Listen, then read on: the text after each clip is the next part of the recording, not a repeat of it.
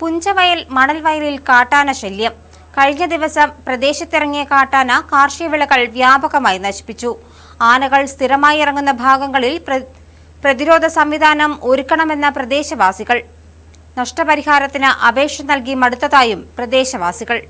പുഞ്ചവയൽ മണൽവയലിൽ കാട്ടാന ഇറങ്ങി വ്യാപകമായാണ് കൃഷി നശിപ്പിച്ചത്. ഒളികെട്ടി പൊന്നിയിൽ ബെനു മാത്യുവിന്റെ ഏകദേശം 25ഓളം വർഷം പഴക്കമുള്ള തെങ്ങുകൾ നശിപ്പിച്ചു.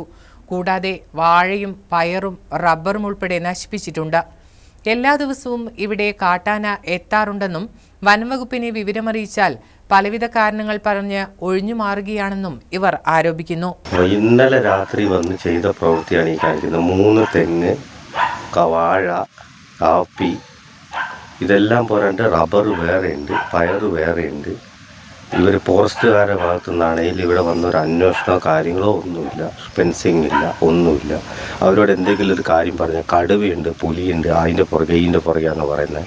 ജീവിക്കാൻ ഒരു മാർഗവുമില്ല, കാട്ടുമൃഗങ്ങൾ നശിപ്പിക്കില്ല എന്ന് കരുതി കൃഷിയിറക്കിയ റബ്ബർ വരെ ആന നശിപ്പിച്ചു.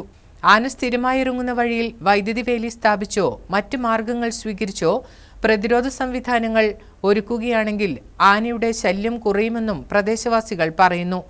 ചെക്കിട്ട ഭാഗത്തു നിന്നുമാണ് ഇവിടേക്ക് കാട്ടാനകൾ എത്തുന്നത്. നഷ്ടപരിഹാരത്തിന് അപേക്ഷ നൽകി മടുത്തു. ഏതെങ്കിലും കാലത്ത് എന്തെങ്കിലും കിട്ടിയാൽ തന്നെ അത് തുച്ഛമായ തുക മാത്രമാണെന്നും നാട്ടുകാർ പറയുന്നു. News bureau, Nadavayal.